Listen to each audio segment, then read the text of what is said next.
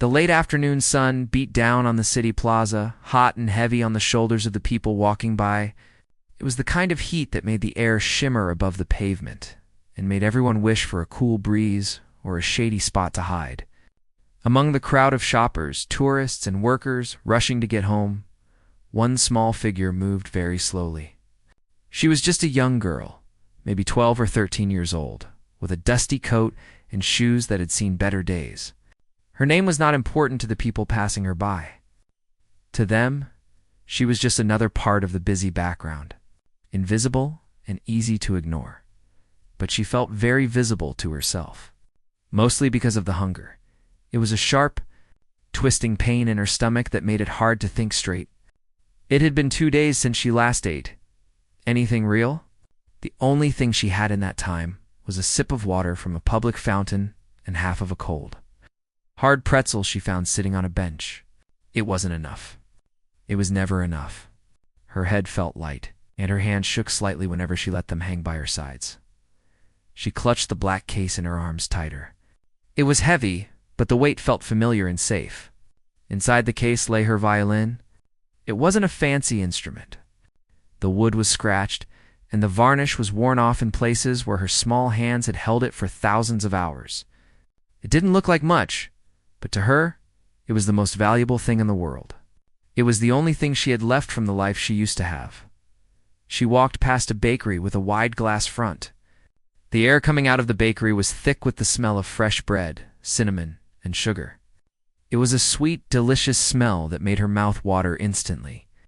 She stopped for just a second, her nose twitching as she inhaled the scent. Through the glass, she saw rows of golden rolls and cakes decorated with icing. It felt like a dream.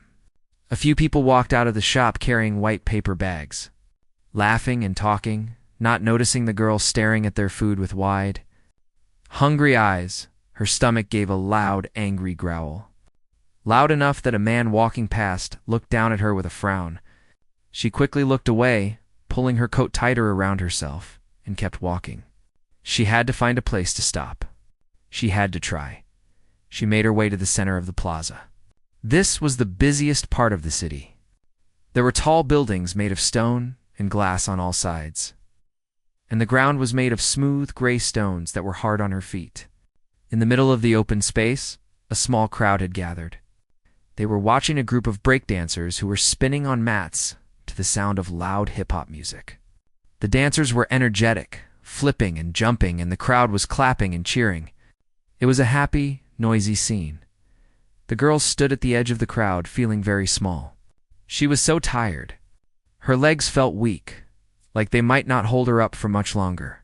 She watched the people for a moment. They were eating popcorn, holding ice cream cones, and sipping cold sodas. They didn't seem to have a care in the world. They had money in their pockets and food in their bellies. She had nothing but the violin case and the desperate hope that she could change. Her situation today, fear rose up in her chest, making it hard to breathe. She was shy by nature, and the thought of speaking to this many people terrified her. But the hunger was stronger than the fear. It pushed her forward, giving her a tiny bit of courage. She looked around for a spot where people might see her. Near the dancers was too loud. Nobody would hear her. She walked a little further down the path, closer to a row of metal benches where people were sitting to rest. There was a small patch of open ground there, right next to a large planter filled with bright red flowers. It wasn't a stage, but it was space. The girl stepped into the open. She put the hard case down on the ground gently, as if she were putting a baby to sleep. For a moment, she just stood there, her heart pounding so hard she could hear it in her ears. Thump, thump. Thump, thump. The noise of the city cars honking. People talking, music playing seemed to fade away into a blur. She looked at the faces of the people nearest to her. An older woman was sitting on the bench tying her shoe. A young couple was sharing a bag of chips, looking at their phones. A businessman in a gray suit was tapping his foot, looking impatient as he waited for someone. "I have to do this," she whispered to herself. Her voice was dry and raspy. "I have to." She took a deep breath, trying to steady her shaking hands. She knew she didn't look like much. She was pale, her hair was messy, and her clothes were dirty. She knew that most people would look at her and see a beggar, someone to be avoided. but she had to make them see a musician. She had to make them see a human being who needed help.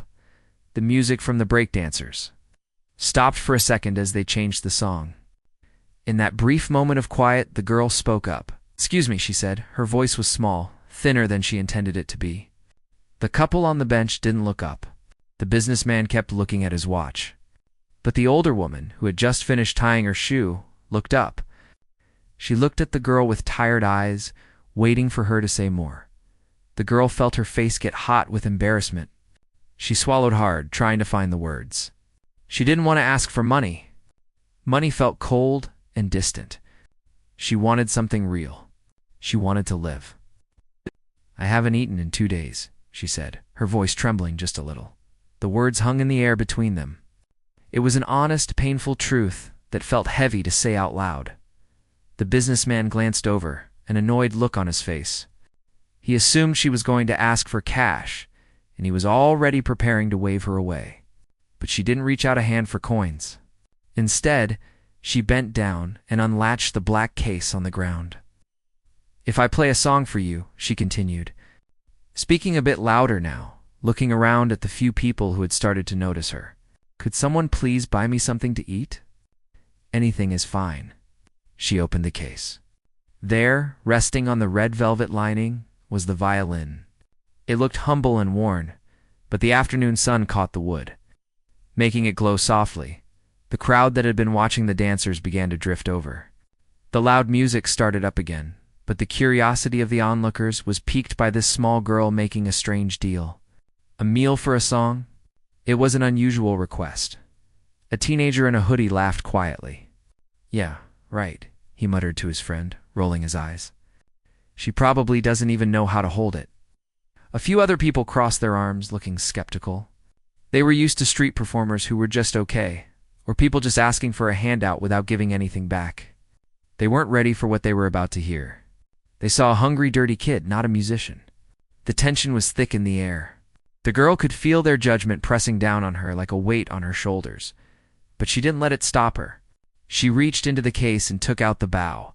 She tightened the screw at the end, just enough so the hairs were firm. Then, she took out the violin and tucked it under her chin. The position felt right. It felt like home. As soon as the wood touched her skin, the fear began to melt away, replaced by a focus. She closed her eyes for just a second, blocking out the disbelieving faces, the hungry ache in her stomach, and the noise of the city. She thought only of the music. She thought of the melody that could save her. The girl wasn't playing for applause. She wasn't playing for fame. In this moment, she was playing for her life. And as she lifted the bow, the people watching stopped laughing. They started to watch, waiting to see if this hungry girl could actually play, or if she was just another dreamer in a city full of them. The air in the plaza felt thick and heavy, filled with the noise of the city and the chatter of the crowd. The girl stood there with her violin tucked under her chin, looking small and fragile against the backdrop of tall buildings and busy shoppers. A few people had stopped to look, but mostly the mood was skeptical. It was a harsh, cold reality of street life. People were busy, people were tired, and people had seen it all before. A young kid with a violin wasn't exactly a rare sight in a city this size. Most of them were amateurs, playing screeching versions of nursery rhymes or simple folk songs, just hoping for a few coins to drop into their case. The girl didn't have a case open for coins, though. She had just asked for food. That made things different. It made it personal. The man in the gray suit, who had been checking his watch impatiently just moments before, now looked directly at her.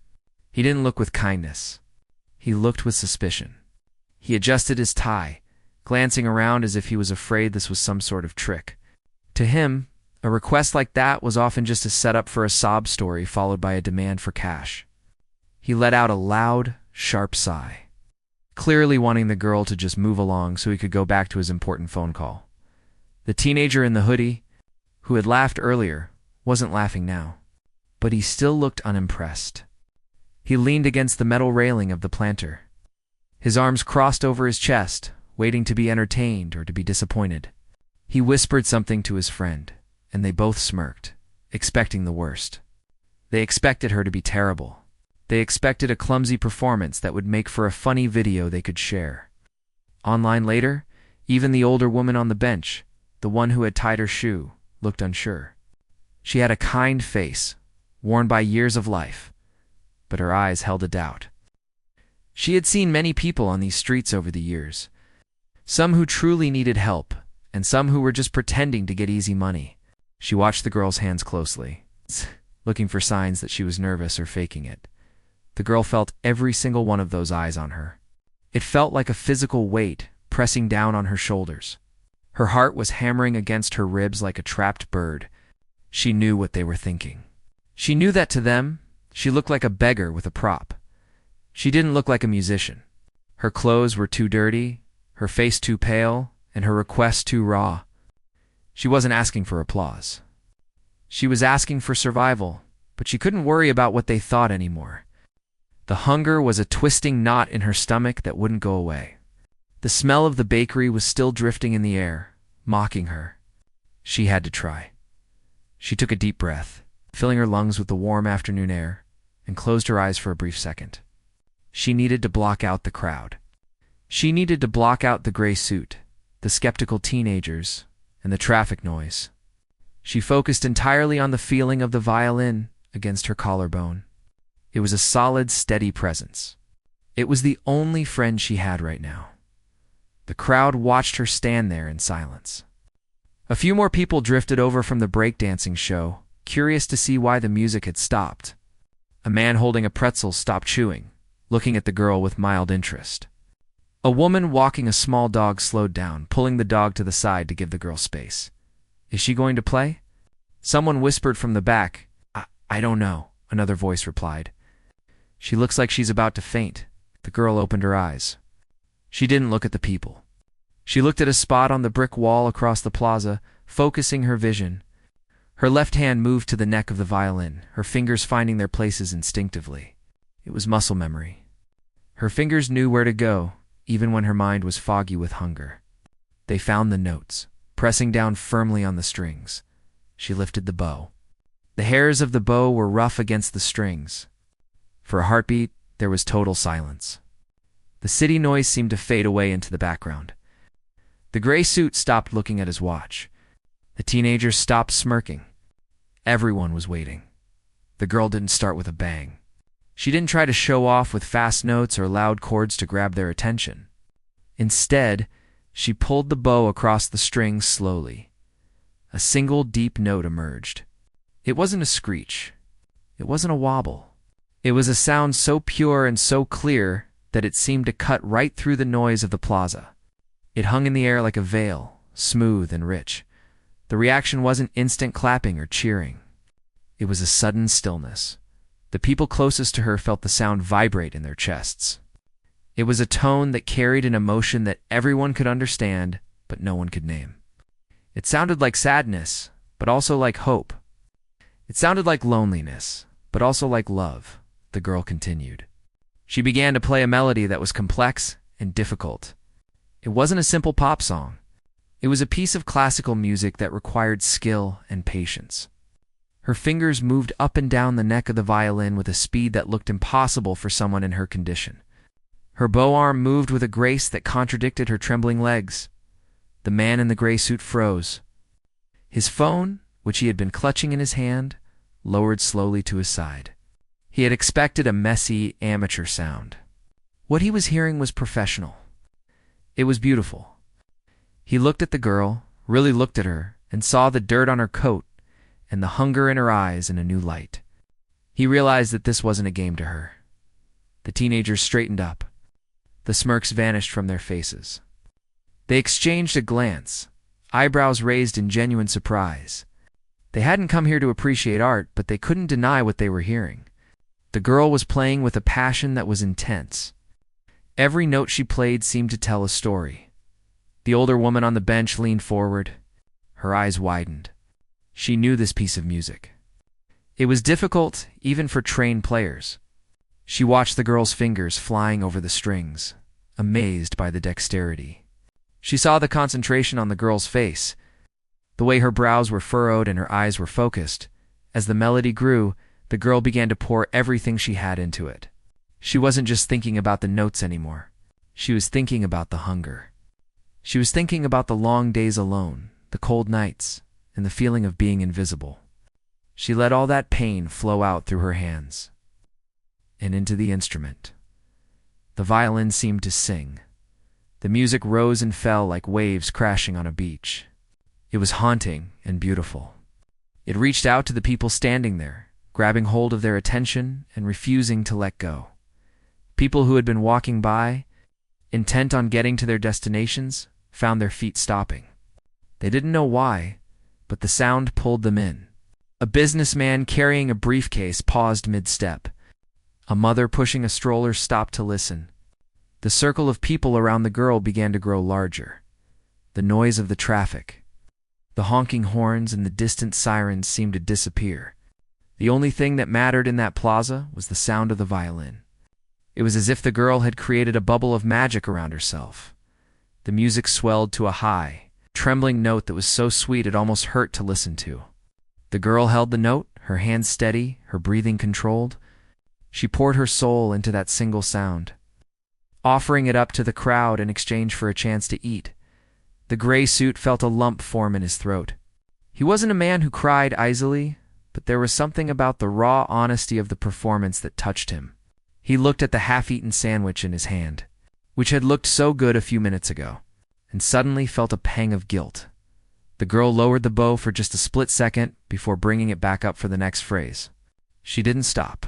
She couldn't stop. She was afraid that if she stopped, the magic would break, and they would all see her as just a hungry girl again. So she played on, her eyes squeezed shut, lost in the music, letting the sound speak for her when her words had failed. The crowd wasn't ready for what they were hearing. They had come for a show, but they were finding a moment of truth instead. The girl didn't play a happy song. She didn't play a catchy tune that people could hum along to or tap their feet to. She chose something difficult, something old and full of sadness. It was a piece that demanded silence. It demanded respect. As the melody poured out of the worn wooden instrument, the girl changed completely. Just moments ago, she had looked small, weak, and frightened. She had been shrinking away from the crowd, her shoulders curled inward to protect herself from their stares. But now, as her fingers danced along the neck of the violin, her back straightened. She stood tall, her head lifted high. The hunger that had made her hands shake seemed to vanish, replaced by a fierce, burning focus. It was like watching a bird suddenly take flight. The dirty coat, the messy hair, and the worn-out shoes stopped mattering. The way she held herself was elegant and dignified. She looked like a musician performing in a grand concert hall, not a hungry kid on a cold city street. The transformation was so sudden and so strong that the people watching felt a jolt of surprise run through them. The man in the gray suit, who had been so ready to dismiss her a minute ago, found himself unable to move. He had been holding his phone, ready to make a call, but now his arm hung limp at his side. His mouth opened slightly, but no sound came out. He was a man who was used to being in control, used to knowing what was going to happen next. But this was unexpected. He heard the quality of the sound. It wasn't the scratchy noise of a beginner. It was a pure, rich tone that resonated in his chest. He realized with a sudden shock that this girl had real talent. The skepticism on his face melted away, replaced by a look of genuine awe. The teenagers by the railing stopped their whispering. The smirks were gone, exchanged wide-eyed glances, their previous boredom replaced by fascination. They were young, and they didn't know much about classical music, but they knew talent when they saw it. They saw how fast her fingers were moving. They saw the intense look on her face. One of them actually reached into his pocket and pulled out his phone, not to mock her this time, but to record. He had a feeling that nobody was going to believe him if he just told the story. The older woman on the bench sat up straighter. She knew this piece of music. It was famous for being difficult, a piece that tested a player's soul. She watched the girl's left hand pressing down on the strings. There was no hesitation. Every note was clear, every shift in position was smooth. The girl wasn't just hitting the right notes, she was putting feeling into them. She was making the violin weep. As the song went on, the girl seemed to forget where she was. She closed her eyes, shutting out the view of the gray buildings, the parked cars, and the concrete pavement. In her mind, she wasn't standing in a noisy plaza anymore. She was playing for her father. She remembered the way he used to smile when she practiced. She remembered the warmth of their old kitchen, the smell of dinner cooking on the stove, the feeling of being safe and loved. That memory gave her power. She poured all her longing into the music. Every note was a question. Asterisk. Can you see me? Can you hear me? Do you know I am here? The music swelled, growing louder and more intense. The sound bounced off the stone walls of the buildings, filling the entire plaza. It was a sound that demanded to be felt. The people in the back of the crowd, the ones who had just stopped out of curiosity, were now completely captivated. The circle of onlookers had grown larger. Passers-by stopped walking. A taxi driver slowed down at the intersection. His window rolled down, just to listen. Even the breakdancers a little way down the path had stopped their music. They were watching too, wondering where this incredible sound was coming from.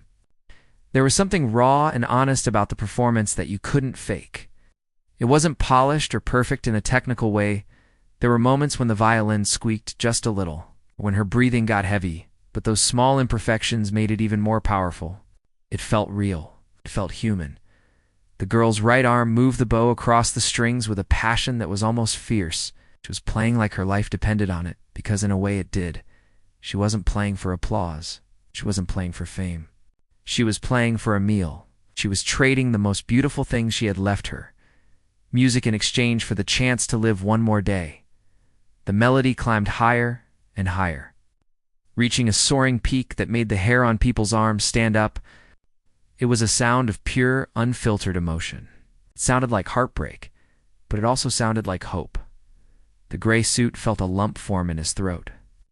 He looked down at his expensive shoes, then at the girl's worn-out sneakers. He felt a sudden, sharp pang of shame. He had judged her. He had looked at her and seen a nuisance.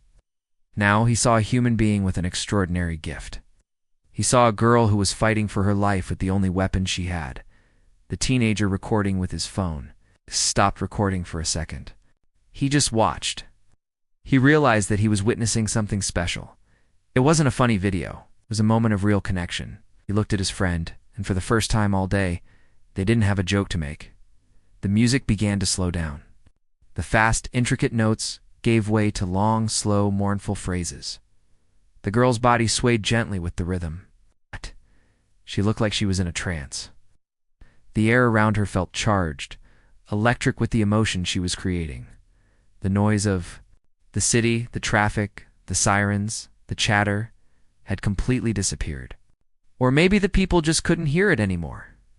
Their world had shrunk down to this small, dirty, hungry girl and her violin.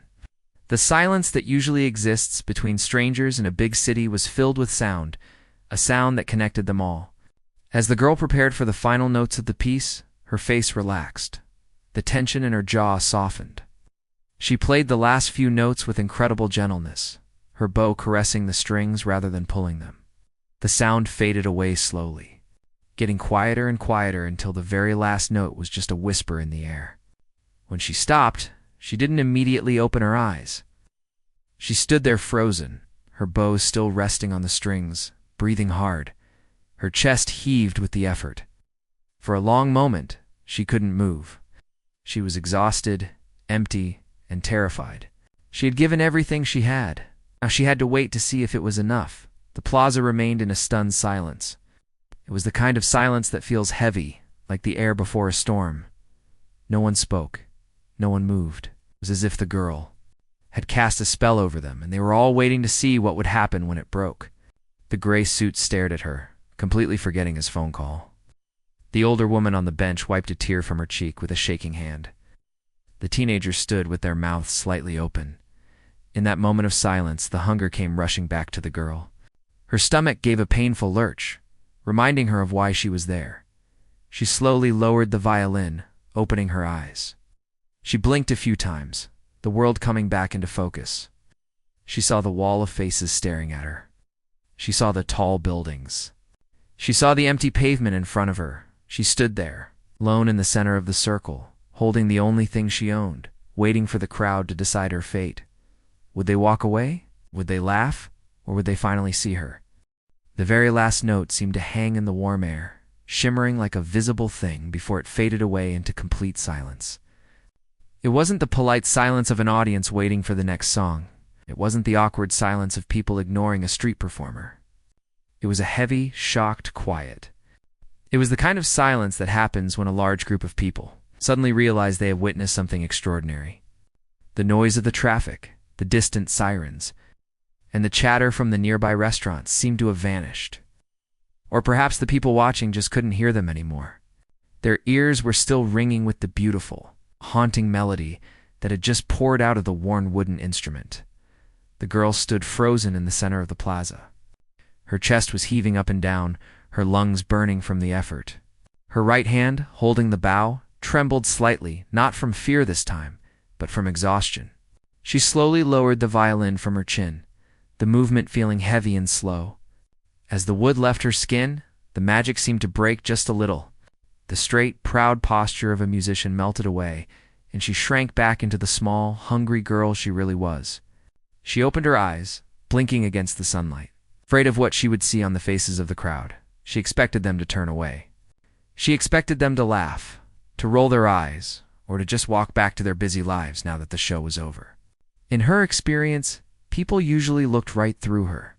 But when she finally looked up, she saw that nobody was moving. Nobody was turning away. Every single pair of eyes was fixed on her. The man in the gray suit was staring with his mouth slightly open. His phone, which he had been clutching so tightly just a few minutes ago, was now dangling loosely in his hand. He looked confused, as if he was trying to figure out how a dirty street kid could produce a sound that belonged in a grand concert hall. The skepticism that had hardened his face was completely gone. In its place was a look of naked vulnerability. He looked like a man who had just been reminded of something important he had forgotten. Long time ago, the teenagers by the railing were completely still. The one who had been ready to mock her had slowly lowered his phone. He wasn't recording anymore. He was just watching. The smirk was gone, replaced by a look of pure respect. They exchanged glances, nodding slightly, acknowledging that they had just been outplayed and outclassed by a girl half their age. The older woman on the bench had tears streaming down her face. She wasn't wiping them away. She let them fall, not caring who saw. The music had reached deep inside her and pulled out a memory, perhaps of a child she once knew, or a dream she once had. She looked at the girl not with pity anymore, but with a strange sort of reverence. 5 seconds passed, then 10. The silence stretched on, growing heavier. The girl felt her heart sink. She thought, asterisk, they hate it. They are silent because they are disappointed.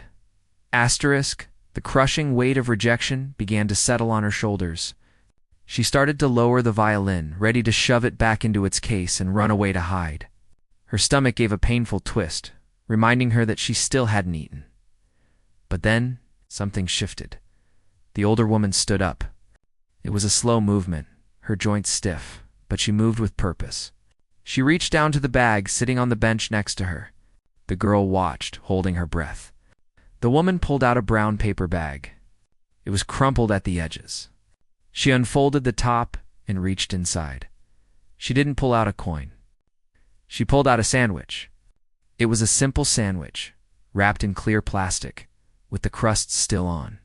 It looked like it might have been her own lunch.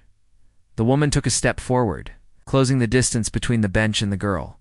She held the sandwich out in both hands, as if she were offering a precious gift. "Please," the woman said, her voice thick with emotion and cracking slightly.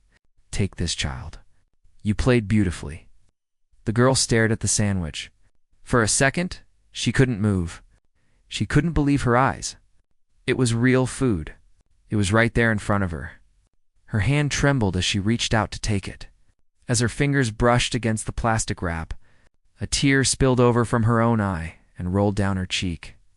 "Thank you," she whispered, her voice so quiet it was almost lost in the air. That was the moment the dam broke. The spell of silence shattered, but not into chaos. It broke into a wave of kindness. The man in the gray suit suddenly shook himself, as if waking up from a deep sleep. He looked down at the pretzel he had been eating, then at the girl, and a look of guilt washed over him. A pretzel wasn't enough. Not for that performance. He reached into his jacket pocket and pulled out a crisp bill. He didn't just toss it on the ground. He stepped forward, handed it to the girl with 2 hands, and nodded his head respectfully. "You earned that," he said, his voice gruff but sincere. Seeing this, the teenagers moved. The one with the phone shoved the device into his pocket and ran to the nearby hot dog stand. He came back holding 2 foil-wrapped sausages and a bottle of water. He didn't say anything. He just pressed them into the girl's free hand, looking a little shy before backing away. The crowd surged forward then. It wasn't a rush of people trying to get something. It was a rush of people trying to give something. A woman who had been walking a dog handed over a granola bar from her purse. A man carrying a gym bag offered a shiny red apple. People were reaching into pockets, pulling out bills, and gently placing them in the open violin case. But more than the money, they were offering food. Bottles of juice, packages of crackers, half-eaten boxes of snacks. It was a strange, chaotic collection of items, but to the girl, it looked like a feast. She stood there, stunned, her arms quickly filling up. She had one hand holding the violin, the other hand clutching the sandwich. And now she was trying to balance bottles of water and wrapped food against her chest. She didn't know where to put it all. She felt dizzy, but this time it wasn't from hunger. It was from the overwhelming kindness of strangers just a few minutes ago. These people had been strangers who didn't care if she lived or died. Now, because of the music, they were connected. The music had been a bridge. It had crossed the gap between her dirty clothes and their clean lives, between her hunger and their full bellies. They hadn't just heard a song, they had heard her soul, and they had answered. The plaza was noisy again, but the noise was different. It wasn't the cold and different noise of traffic. It was the sound of people talking to her, telling her how good she was, asking her if she was okay. "You have an amazing gift," a young mother said, holding her toddler's hand. "Don't ever stop playing." The girl nodded, unable to speak because her throat was tight with unshed tears. She looked from face to face, trying to memorize this moment. She saw the kindness in their eyes. She saw the humanity. She took a small bite of the sandwich the older woman had given her. The taste was incredible fresh bread, soft cheese. It was the best thing she had ever tasted. As she swallowed, the gnawing pain in her stomach began to ease. She took another bite, slower this time. The owner of a nearby restaurant, a tall man with a white apron tied around his waist, pushed through the edge of the crowd. He had been standing near the entrance, listening. He walked up to the girl, looking down at her with a serious expression. "You play like that?" he said, gesturing to the violin, "and you shouldn't be eating on the street." The girl looked up at him, frightened for a second that he was going to tell her to move along. "Come inside," he said, his voice firm but kind. "I have a table in the corner. You can sit down. I'll make you a hot plate. Whatever you want." On the house. The crowd around him cheered softly, nodding in agreement. The girl felt her knees go weak. A hot meal? A chair to sit on? It seemed like too much. She looked at the violin case full of money, then at the food in her arms, and finally at the restaurant owner. For the first time in 2 days, the fear that had gripped her heart loosened its hold. She wasn't invisible anymore. She was heard. She was seen. She nodded, unable to find the words to thank him properly. He smiled and held his arm out, pointing the way to the restaurant as if he were welcoming a VIP guest. As the crowd parted to let her through, the girl walked slowly toward the door, her head held high, a violin in one hand and a sandwich in the other. She walked out of the circle of the plaza and into a new possibility, carried there by the power of her own song. The restaurant owner held the glass entrance open with a wide smile, ushering the girl inside as if she were a queen entering a palace rather than a hungry girl from the street. The air inside was cool and smelled of garlic, butter, and fresh coffee. It was a warm, comforting blanket of scent that made her stomach growl loudly again. But this time she didn't have to feel ashamed. The small crowd that had gathered outside clapped softly as she walked through, a few people patting her gently on the shoulder as she passed. "Right this way," the owner said, his voice booming and friendly. He led her past the bustling kitchen, where chefs were calling out orders and steam was rising from giant pots. He guided her to a small table in the corner, tucked away from the main traffic but with a clear view of the street through the large window. It was a nice spot, with a shiny tablecloth and a real chair. The girl sat down carefully, afraid to dirty the pristine white cloth. She placed her violin case gently against the wall and stacked the food she had been given: the sandwich, the foil-wrapped sausages, the apples, and the bottles of water on the empty chair next to her. For a moment she just sat there, feeling the soft cushion of the seat beneath her. It felt strange to be still. It felt strange to be off her feet. "What would you like, my dear?" "Anything on the menu?" the owner asked. Handing her a laminated menu that was heavy in her hands, she looked down at the words. There were so many options, things she hadn't eaten in years. Pasta with cream sauce, grilled chicken, soups, salads. Her eyes widened. She pointed to a picture of a steaming bowl of chicken noodle soup and a plate of mashed potatoes. It sounded warm and easy on her empty stomach. "Coming right up," he said with a wink. "And don't worry about the mess. Just eat." While she waited, she looked out the window. The plaza was still busy. People were walking past, rushing to their next destination. She could see the spot on the pavement where she had been standing only minutes ago. It looked empty now. It was hard to believe that so much had changed in such a short time. The food arrived faster than she expected. The bowl was huge, filled with golden broth, chunks of tender chicken, and long noodles. The smell alone made her mouth water uncontrollably. There was a basket of warm bread rolls on the side, glistening with melted butter. She didn't wait. She picked up a spoon and took a sip of the broth. The warmth spread through her instantly, traveling down her throat and settling into her stomach. It felt like liquid gold. It felt like healing. She took a bite of the chicken, chewed slowly, and felt tears prick her eyes again. It was so good. It tasted of safety. It tasted of kindness. She ate with a focus that was intense. She didn't worry about manners. She didn't worry about looking polite. She just ate. She tore pieces of the buttery bread and dipped them into the soup, letting the soft bread soak up the flavor. With every bite, the sharp, twisting pain in her belly began to fade. The dizzy feeling in her head cleared. The shaking in her hands stopped. She felt a heavy sense of relief wash over her, making her eyelids droop through the window. She watched the people outside. The gray suit was still there. He was standing near the planter, talking on his phone. But he kept looking back at the restaurant, checking to see if she was okay. The teenagers were sitting on the bench now, eating the snacks they had bought, laughing about something, but they looked relaxed. The older woman was walking away, but she walked with a lighter step, as if the music had done something for her too. The girl realized then that she hadn't just played for herself. The music had touched them too. It had stopped them in their tracks. It had made them feel something real in the middle of their busy, disconnected lives. For a few minutes, they hadn't been strangers.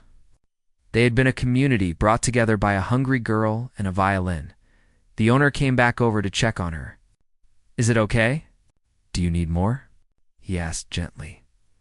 The girl shook her head, swallowing a mouthful of mashed potatoes. "It's perfect," she said softly. It was the first time she had spoken clearly, and her voice didn't sound as raspy as before. "Thank you. You don't know what this means? You play that instrument like an angel," the owner said, leaning on the back of a nearby chair. "You keep playing, you hear? The world needs to hear that." She nodded.